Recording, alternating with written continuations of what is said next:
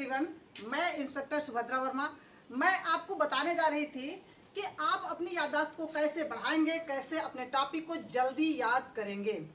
इससे पहले की वीडियो में हमने आपको बताया था कि कैसे आप अपने मन को कंट्रोल करेंगे, कैसे आप अपने मन की दिशा को मोड़ेंगे।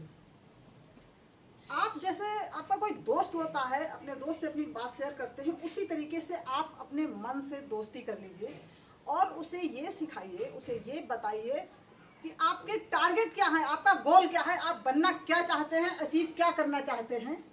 जब आप अपने मन से दोस्ती कर लेंगे तो उसको डाइवर्ट करना, उसे अपने गोल को बताना आसान हो जाएगा। इससे आपका जो मन भटकता है इधर उधर पढ़ाई के अलावा चीज़ों में, वो चीज़ें कम हो जाएंगी। एक आपको और बताते हैं कैसे जल्दी याद होगा। चीज़ों को रिवाइज करिए। किसी चैप्टर को आपने एक बार पढ़ा, 2 बार पढ़ा, 3 बार पढ़ा। आप जितनी पहली बार पढ़ेंगे ज़्यादा डीपली पढ़ेंगे, दूसरी बार कम डीपली, क्योंकि उसको आप पहले पढ़ चुके हैं और कुछ चीज़ें मौलिक रूप से उस चैप्टर के आपके दिमाग में हैं।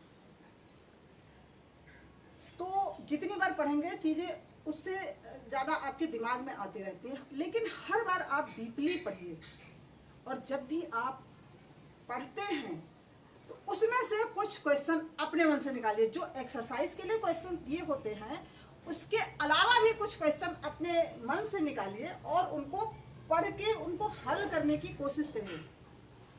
हम आपको बताते हैं कि हमारे इंटर के क्लासेस में कैसे हमारे टीचर्स पढ़ाते थे। एक चैप्टर दे देते थे जिसे हम लोगों को घर से पढ़ के आना होता था और हमारे सारे स्टूडेंट्स को नहीं पता होता था। उस निर्धारित चैप्टर से कुछ क्वेश्चंस अपने मन से बना के लाने होते थे जो हम लोग एक दूसरे से पूछते थे। आजकल आप लोग ग्रुप स्टडी करते हैं तो ये तरीका बेहद कारगर रहेगा।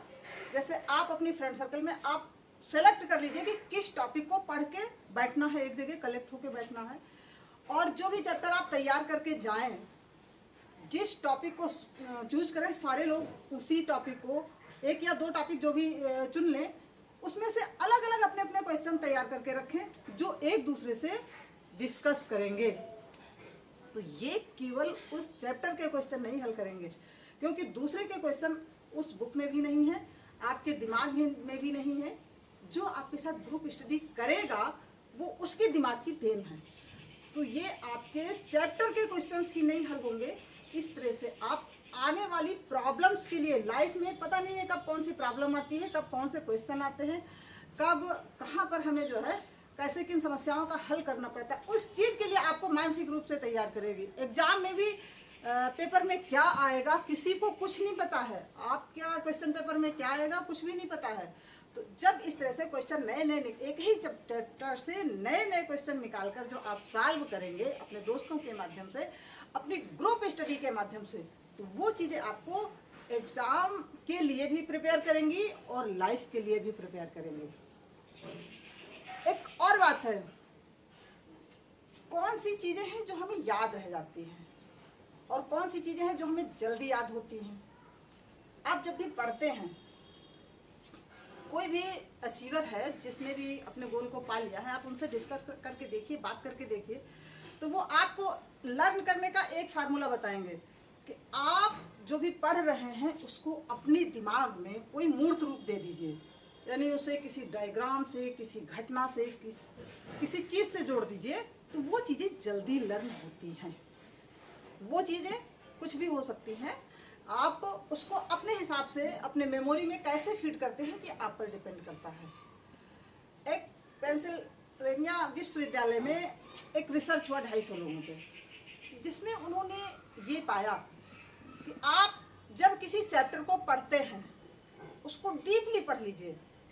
यानी आप जितना लर्न करते हैं, पढ़ते हैं, सीखते हैं, समझते हैं, उस याद करने, सीखने, पढ़ने, समझने के बाद जब आप 5-6 घंटे की साउंड स्लीप ले लेते हैं तो वो चीज़ें आपके दिमाग में बिल्कुल स्टोर हो जाती हैं अच्छे से। और आप ऐसा करके देखिए और दूसरे दिन सवेरे जब उठते हैं उसको चेक करके देखिए कि उसमें से कितनी चीज़ें आपके दिमाग में वास्तव में स्टोर हुई। आप पाएंगे कि मैक्सिमम चीज़ें आपके दिमाग में स्टोर हो चुकी हैं। आप ये समय है जब आप इधर उधर का कुछ नहीं पढ़ें, जो आपके लिए उपयोगी है केवल वही पढ़ें, क्योंकि अब आपकी परीक्षाएं धीरे धीरे पास आ रही हैं और लॉकडाउन की वजह से स्कूल नहीं गए हैं, सारा आपने टीवी और मोबाइल पर अपना ध्यान फोकस किया है। इसलिए जो भी आपके लिए उपयोगी है केवल उसको पढ़ें, बाकी चीज़ें बाद में भी पढ़ सकते हैं, बाद में भी सीख सकते हैं।